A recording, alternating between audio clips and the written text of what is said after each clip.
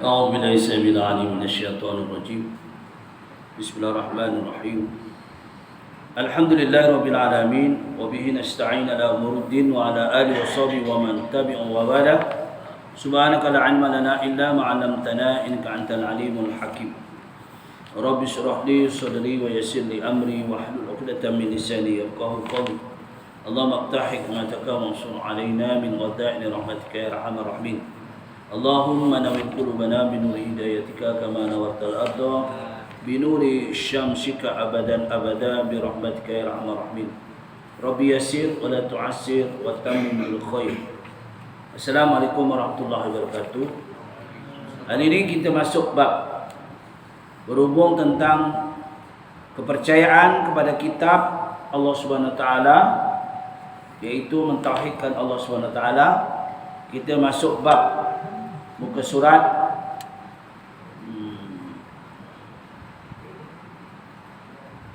muka surat 173 ya, yang jauh. Penjelasan 4 buah kitab yang besar. Penjelasan bilangan mushaf.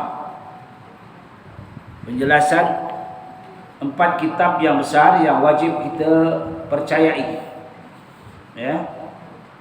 Berhubung tentang kenyataan telah lalu, kitab Taurat, kitab Injil, kitab Zabur dan kitab Al-Quran. Penjelasan 4 buah kitab. Kitab Taurat diturunkan dalam bahasa Ibrani, Parsi tua, ya, Greek Latin. Greek Latin ya, bahasa dia. Parsi ini kan bahasa Arab bukan, ya, bahasa Parsi. Macam kita tengok apa Bosnia. Bosnia ada yang guna bahasa Arab, ada yang tidak.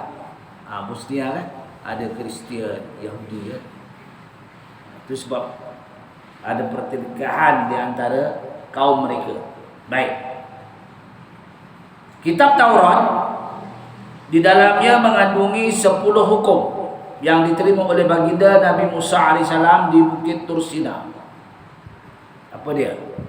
Kitab Taurat. Dalam kitab Taurat ini ada 10 hukum. Pertama, mengakui keesaan Allah. Yang kedua, larangan menyembah patung berhala. Itu kitab Taurat. Yang ketiga, larangan menyebut nama Allah dengan sia-sia. Jumpa tuan. Yang ketiga, memelihara, ya, memuliakan hari Sabtu. Jangan puasa hari Sabtu. Kalau kita puasa hari Jumaat, kena sambung dengan Sabtu. Kalau Sabtu jangan. Ya. Potong kuku jangan hari Sabtu. Memuliakan hari Sabtu tak boleh. Yang keempat, menghormati kedua ibu bapa. Ini ya. Menghormati kedua ibu bapa. Ini kitab Taurat. Mengakui kesan Allah, larangan menyembah berhala, larangan menyebut nama Allah dengan sia-sia, tak berguna. Umpama dia menyebut nama kalimah Allah tu di dalam tandas, sebab itu hukumnya makruh, tak boleh ya. Walaupun tandas kita tu ada tempat sikit dia tempat untuk gua dia atau gua gua melabur dia. Kalau tak banyak, tapi larang. Memuliakan hari Sabtu, ya, menghormati kedua ibu bapa. Ini adalah tuntutan dalam melarang orang yang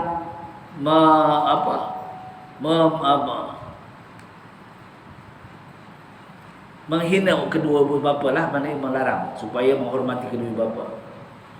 Keempat, larangan membunuh sesama manusia. Kelima, larangan melakukan zina. Ke-8, larangan mencuri. Ke-9, larangan menjadi saksi bohong. Sumpah laknat. Ya. Sumpah laknat, mengaku diri, melaknat diri. Ada pula dilaknat diri sendiri. Yang ke-6, ke-9 tadi. Ke-10, larangan memuliakan hak orang lain. Hak orang lain kita ambil tanpa izin.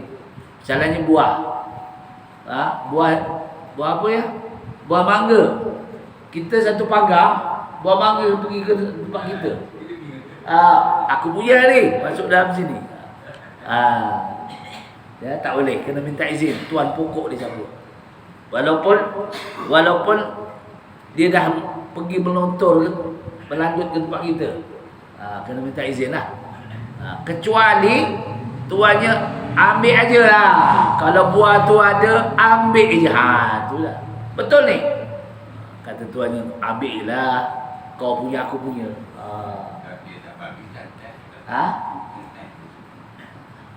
Tak boleh lah gitu. Dia pun salah juga. Ya, tapi kita kena bagi tahu dalam semangat berjiran, hormati jiran. Tak adalah dia tak bagi. Biasa orang bagi ya. Baik.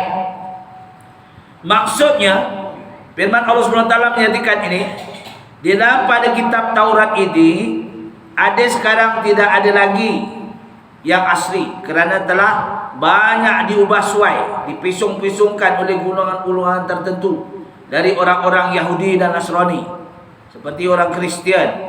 Ya, tambahan pula kitab Taurat yang ada di tangan Yahudi berlainan dengan Taurat yang sebenar.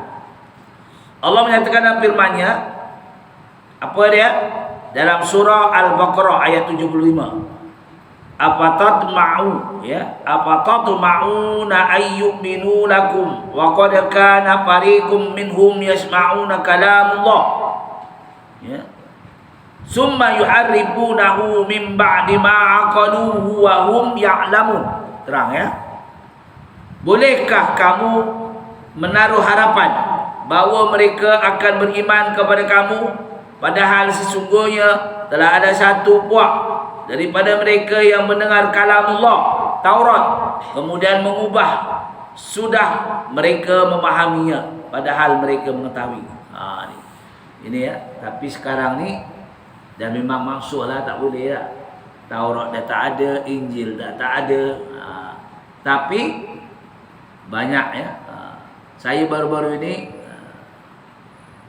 tidur di hotel, apa nama hotel ni? Sebelahan dengan masjid Kampung Baru tu apa? Allah. Nama hotel lupa. Ya, hotel besar tu. Tamu. Alhamdulillah dalam hotel tu ada tafsir. Hotel tu untuk hotel kepunyaan orang Islam lah. Tapi hanya di atas sekali itu, di atas sekali ada tempat mandi, tapi laki lain, perempuan lain. Mandi di atas sekali, ni hotel tamu ya, tu hotel. Jadi di situ nampak ada Al-Quran, bukan Quran lah, tafsir. Bible tak ada. Dijaga ya. Pekerjaan campurlah ada yang non Muslim, tapi masakan semua memang Muslim. Tetapi satu malam satu bilik untuk family yang mana untuk suami isteri, katil besar 200 malam. Bolehlah untuk rehat. Nah, apabila duduk-duduk tu, masjid kuliah dia. Di masjid Kampung Baru tu masuk, lepas sembahyang subuh ada tahlil, baca Yasin. Lepas baca Yasin, kuliah subuh. Lepas kuliah subuh ada tahlil. Jadi pol bagus dah. Baik, firman Allah Subhanahu wa taala dalam surah Al-Maidah ayat 13. Allah mengatakan dalam firman tersebut, yuharrifunal kalima am mawadhi'ihi wa nasu addam mimma zukkiru bih. Mereka sentiasa mengubah kalimah-kalimah yang ada di dalam kitab Taurat dari tempat maksudnya sebenarnya, dan mereka melupakan, meninggalkan sebahagian daripada apa yang diperingatkan mereka dengannya. Ni diubah-ubah. Sebab itu kitab Taurat dimaksudkan. Jadi selepas wafatnya Nabi Musa AS, timbullah kitab namanya kitab Injil. Macam Taurat dah masuk lah. Tapi kita wajib mempercayai sebab itu kitab kalamullah. Kita wajib percaya. Tapi sekarang ini sudah diambil, dimangsuhkan, disimpan oleh Allah SWT. Azanah-azanah yang terdahulu dah tak ada dah. Nah, setelah turunnya Injil. Begitu juga Injil, apabila turun Injil, Taurat dah tak ada. Itu lah, berubah. Kitab Injil diturunkan di dalam bahasa Ibrani. Ibrani. Sama dengan kitab Taurat tadi. Di dalamnya diterangkan tentang keesaan Allah SWT, kebangkitan baginda Nabi Muhammad SAW. Ni. Dalam kitab Injil baru diceritakan tentang akan lahir seorang Nabi akhir zaman. Dah dibagi tahu dah. Ya. Usmuhu Ahmad, namanya Ahmad. Ya. Sebab inilah yang kata. Wa isqala Isa bin Maryam ya bani Israel inni rasulakum ilaikum musaddiqan lima baina yadayya minat Taurat wa mubasysyiran bi rasulin ya'ti min ba'di ismuhu Ahmad. Namanya Ahmad. Maknanya dalam kitab Injil dah dibagi tahu akan lahir. Tapi Nabi Muhammad ni jangkaunya masa lama. Tiap-tiap nabi jangkaunya menjangkau 300 tahun. 300 tahun tu berapa abad dah? Satu abad 100 tahun. Ya. Satu abad 100 tahun. 300 tahun. 3 abad lah ya. 3 abad. 3 abad. Dan ingatlah ketika Nabi Isa AS Ibnu Maryam berkata, wahai Bani Israel, sesungguhnya aku ini pesuruh Allah kepada kamu, mengesahkan kebenaran kitab yang diturunkan sebelumku, yaitu kitab Taurat, dan memberi berita gembira dengan kedatangan seorang Rasul yang akan datang daripadaku, yaitu namanya Muhammad atau ismu Ahmad. Kitab Injil yang ada pada hari ini juga tidak ada yang asli lagi, telah diubah suai, ditukuk-tukuk tambah oleh orang-orang Kristian. Orang Kristian. Injil ini orang Kristiannya, agama Kristiannya. Kalau Taurat tadi Kristian dan pahaman Yahudi. Dua gulungan.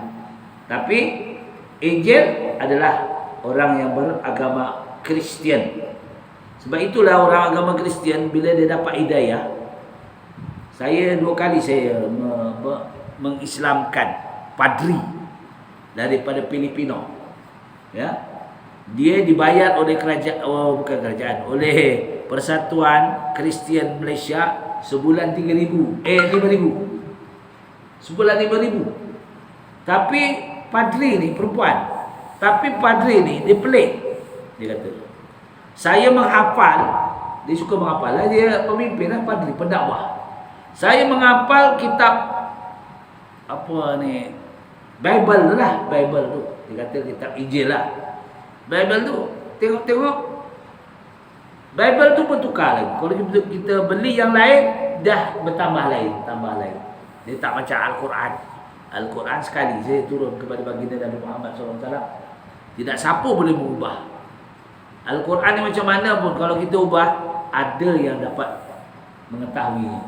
Silap-silap, kalau diubah suai, dia akan hilang ayat tu. Itu sebab Al-Quran dijaga oleh Allah. Itu kelebihan Al-Quran. Jadi padri ni kata, saya tanya, kenapa awak sebab masuk Islam? Sebab awak dah terang dibagi gaji, kamu pendakwah agama Kristian, dan kamu pula diambil daripada luar negara. Dia kata, saya nak mencari nama Ahmad di siapa. Bila saya dapat rupanya nama Ahmad di dalam Al-Quran. Dia baca Quran kan, terjemahan Quran. Dia tahu, dia baca, diselidik Muhammad ini dikaji adalah di kalangan orang yang betul-betul baik. Tu. Ya, jadi apa tidak ada diceritakan di dalam Bible, tidak ada. Padahal dalam Bible memburukkan Muhammad ini, mengentam Muhammad. Ni. Ya, inilah sehingga kan perkataan-perkataan yang tidak diingini dikeluarkan, ya, menghina Rasulullah SAW.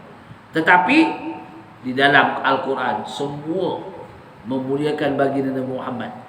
Kita sendiri pun tak tahu. Allah SWT dia memanggil baginda Rasulullah SAW dan nama-nama rahsia dalam Al-Quran. Ulama pun tidak boleh menterjemahkan. Seperti Alif Lam Mim Toha Sod Ain ya. Nama-nama ini nama adalah panggilan Allah kepada baginda, nama-nama manja. Macam kita lah kalau tuan mandi panggil isteri siapa? Ayah. Tuan panggil isteri apa? Sayang. Anda rajin dia panggil manja. Manja. Ya. Dah. Ya, boleh kita panggil sayang. Ya. Kita panggil manja. Ada orang panggil baby je tak? Baby suruh suami panggil baby tak? Isteri panggil suami baby. Allah Rabbi, manja sungguh. Sebab apa panggil baby? Seorang lelaki betul-betul kalau manja, dia asal balik kerja dia letih, dia nak minta pangku, tutup pangku. Dia nak tidur kat apa isteri dia. Betul tak tuan? Tengok angguk dia. Sebab bila kita resah, kita buat kerja apa, memang betul. Tak percaya cuba. Tak percaya cubalah. Tapi kalau tak pernah jangan. Kata bini bang tepiat gitu. Buat balu, cucu tengok. Tapi, iyalah janganlah depan-depan cucu. Kalau depan cucu, kalau cucu dah biasa tengok macam tu tak kisah. Tapi yang cucu tak boleh tengok, atok gatal pula. Bukan dia kata atok manja, gatal pula. Padahal opah dia tak. Sebab tak biasa. Bila dah biasa, betul. Kalau tak percaya, percaya. Kalau tak percaya, kena percaya. Ya, saya kalau kadang-kadang resah, gelisah betul. Tengok isteri duduk kat kursi panjang, letaklah kepala kat paha dia. Tenang hati, betul. Segala masalah habis insya-Allah. Sebab itu isteri itu seperti azimat, betul tak? Isteri seperti azimat. Atau macam mana pun garam isteri, tapi isteri sebab apa dia garam? Sebab dia sayang. Ya tak? Umpama contoh, kita malam ngetih dengan kawan, tengok pukul 11 tak balik. Ya, call tidak, WhatsApp tidak.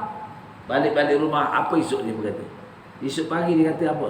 Dia dah tidur lah. Ingat meninggal kat tengah jalan, apa tak telefon. Kecil tak dia? Tak telefon. Ingat meninggal kan kat jalan ke mana tu? Kan risau, betul tak? Kita lelaki ni biasanya lah, tapi tak lazim lah gitu ya. Biasanya kalau jumpa kawan dia lupa lah. Anak isteri dia lupa, betul. Kecuali yang membujang. Yang membujang seperti Bilal tu, membujang tu tak kisah. Siapa tak peduli pun. Kecuali ya, ada buat kumpulan tak? Ada kumpulan mak janda ada. Kalau nak janda boleh, anak tua boleh dia. Pilih dia. Baik. Contoh ya. Jadi kitab Injil tadi, kitab Injil yang pada hari ini juga tidak ada aslinya dan ditokok tambah oleh agama Kristian. Hingga dari sebuah kitab Injil sudah menjadi beberapa buah kitab Injil, isinya tidak bersamaan, berbeza-beza. Tambahan pula, masa ditulis Injil itu selepas tahun 2000 kemudian. Di antara kitab Injil, Injil Matius. Ada nama kitab Injil tu nama. Kita Al-Quran. Al-Quran, Kitabullah, itu je. Ya. Al-Furqan, tu. Satu je.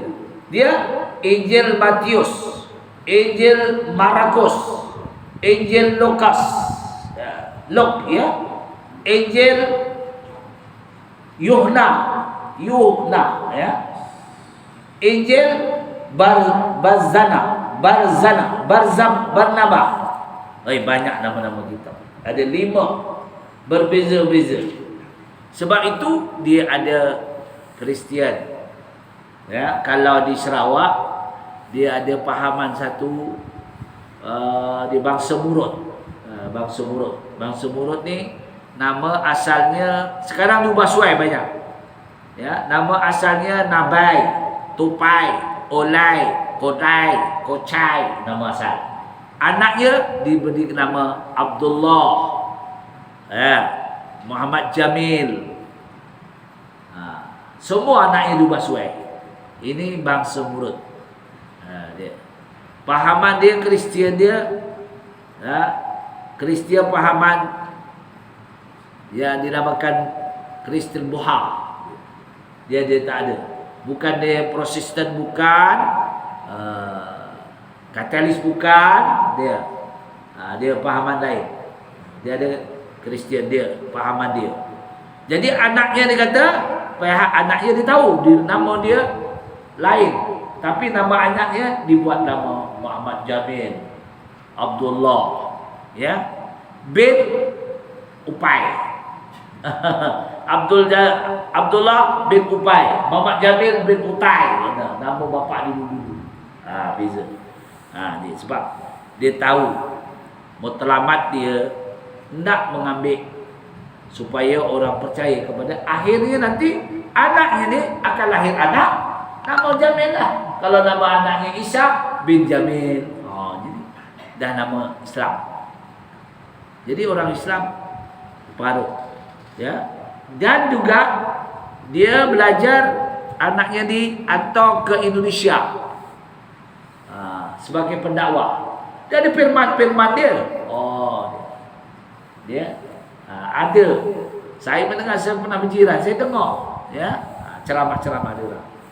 Kalau kita tak kuat iman, tak ada pegangan, hanyut kita, ya. Baik. Itu kitab Taurat. Jadi kitab Injil tadi dinamakan Injil Barnaba saja yang didapati banyak bersamaan dengan kandungan Al-Quran. Barnaba namanya. Injil yang lainnya tak ada. Yang Barnaba tu, ya, banyak dia. Itulah yang Kristian yang Bangsa Murut. Kalau tuan pergi ke Sarawak, dinamakan bangsa Lon Bawang, tahu tak? Mungkin Imam Radin tahu bangsa Lon Bawang. Kalau pergi ke Limbang, Lawas, Bupot, apa ni, di belah-belah Sabah, samalah. Jadi dia bangsa Lon Bawang, Kristian. Dia belum bawang itu, dia suka pakai topi macam kita saji tu, tapi yang kecil. Tahu? Untuk tutup makanan saji, apa tu? Tahu tak? Itu kan besar kan, tapi dia topi kecil letak.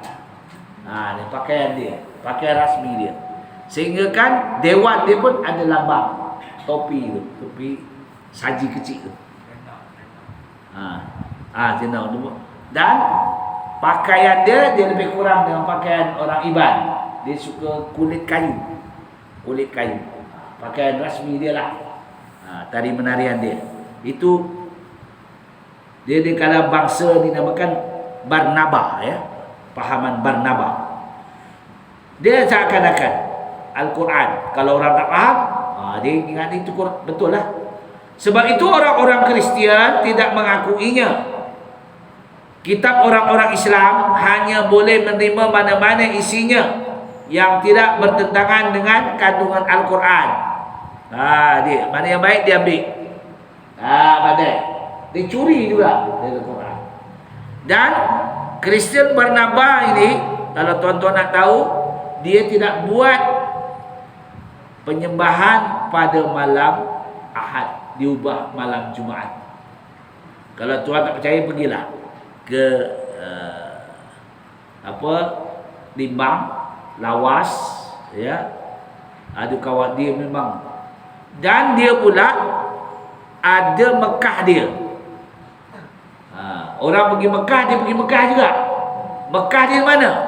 Mekah dia di Gunung Kinabalu. Saya dah pergi dah tengok. Ada dewan besar. Dewan besar tu. Sebelum kita naik daki Gunung Balu, ada satu jalan pergi ke tempat tu.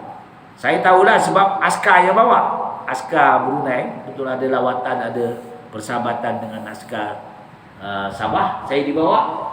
Inilah Ustaz, kalau nak tahu tempat dia orang Islam. Balik, dia orang tak panggil haji, dia panggil Haj. Kalau Jamil, Haj Muhammad Jamil. Oh, tu. Dia. Itu kuat agama dia orang. Ini dinamakan Kristian Injil Barnaba. Dia orang pahaman Barnaba. Ya. Baik. Itu habis ya tentang apa ni, kitab Injil. Sekarang kita masuk kitab Zabur. Diturunkan dalam bahasa Syriani, Syria. Tadi bahasa apa?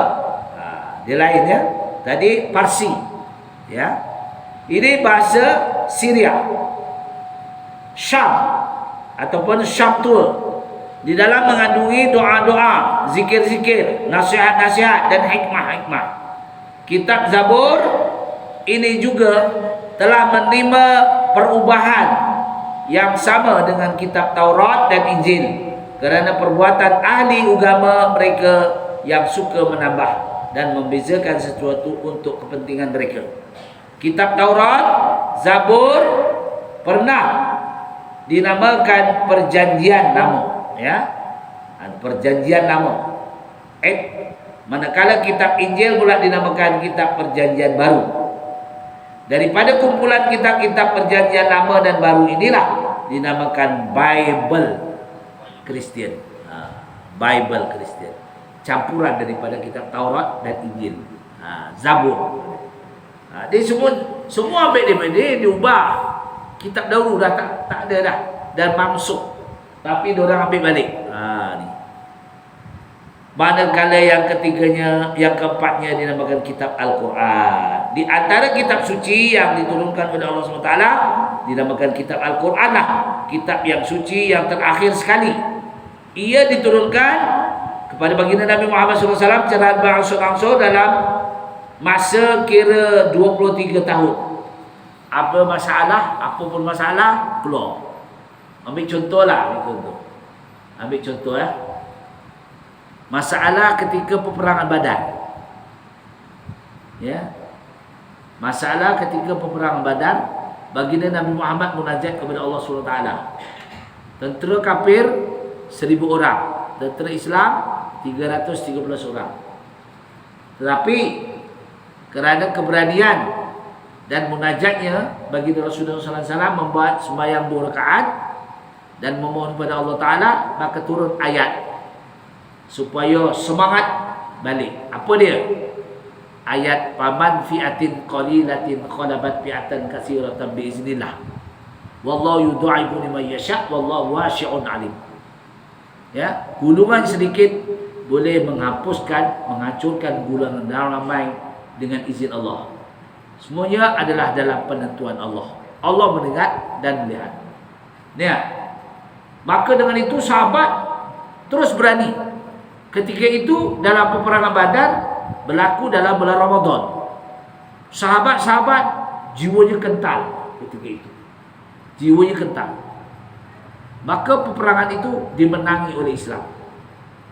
Berlaku juga peperangan Uhud. Cerita yang sama. Peperangan Uhud, Rasulullah dah atur kedudukan orang Islam di atas Jabal Uhud dengan megah, dengan segi adatnya akan menang. Sebab cukup dengan anak panah senjata. Tetapi Allah nak uji iman. Bertemu Khalid ibn Walid yang bijak berfikir.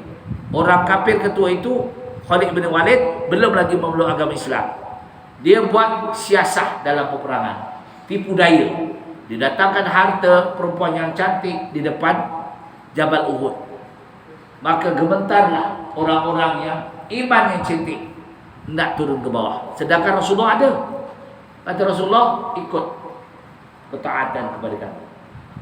Jadi kita tunggu sembahyang. Wazan ke? Tutup.